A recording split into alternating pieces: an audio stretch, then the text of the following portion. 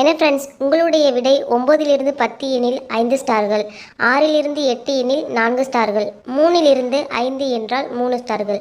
So நீங்கள் என்ன star எடுத்திருக்கீங்க அப்படிங்கிறத கமெண்ட் பாக்ஸில் கமெண்ட் பண்ணுங்கள்.